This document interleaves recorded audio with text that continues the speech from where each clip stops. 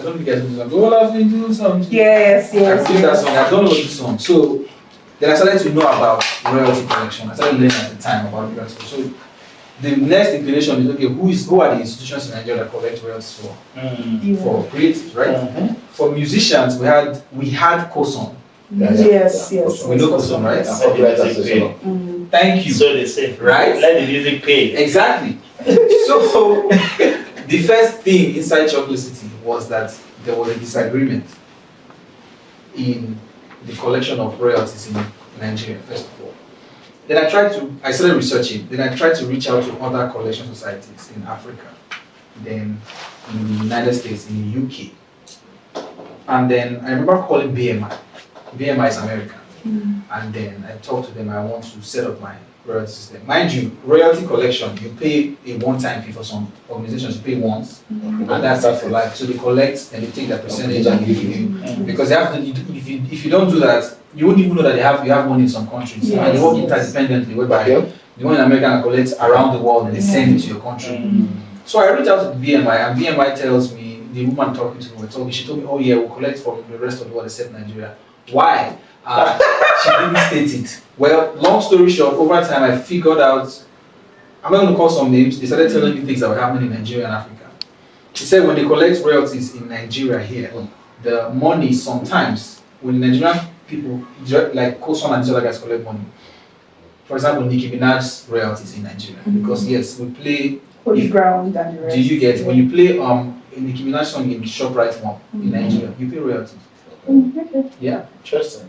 You pay their different types of royalties, but then if you play it on radio, you pay mechanical royalties. So you mean Nigerians pay royalties? Yes, Nigerian pay royalties. They do. I'm coming to that. So I did all of this research and all of those things, and then this person told me that when they collect these royalties for Nicki Minaj, for example, when COSON collects it, and they say after they hold it for a while, nobody came to collect this. I'm being serious and being straightforward. I'm not going to call this. That is unbelievable. I've had a publishing deal with a South African. Now I don't know the situation. I'm just speaking from my experience. I had a publishing deal for 5 years. I wasn't paid 1 naira.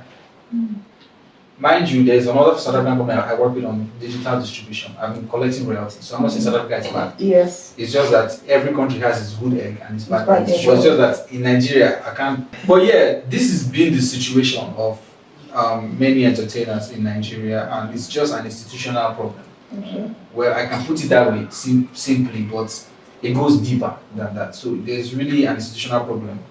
And of course, I made some points. Leadership. We don't have leadership skills for the most part in Nigeria. You know how they say women are prepared to be leaders than most men, right? Sometimes they say that. Yeah. The men have. I think over time, the men now become. They have to learn leadership from places that it's not supposed to be. They most likely learn from the streets, or they luckily have a mentor, or they have one that went through something. And then leadership is leadership. Yes, there's the good leadership, there's the bad leadership. Bad leadership turns some of the young people to whatever they turn to, good turn them to, So, but yeah, leadership is another problem whereby, there are young people on this set right now. And if you give them a project right now, they can't manage it, not because they don't want to, not because they don't know how to, or not because they are not willing to learn. There's no institution or system that would actually put them through the process to become unconsciously competent at being a leader. So that's another problem we have in Nigeria, and it's still an institutional problem. We think for ourselves, we don't think of everybody as one. You get, a mother will see her children as her country. The next person is we don't see everybody as our children. It's not a culture. It's not like the Jewish culture or the Igbos kind of have like some of those little things. You get. So it's a problem on that front. And then I don't know what it is that is enforcing us to stay separated, but let's leave that aside. And also the language barrier is a problem. I say language barrier because we're teaching physics in English. We're teaching biology in English. We're teaching chemistry in English, maths in English, all of these things in English. There's still 2% somewhere that is fluent in Yoruba, not so fluent in English. Okay, so you feel like that's a factor that affects the music side of entertainment? Entertainment generally, sir.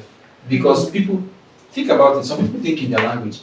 So they have to interpret into English. That's where you hear baga.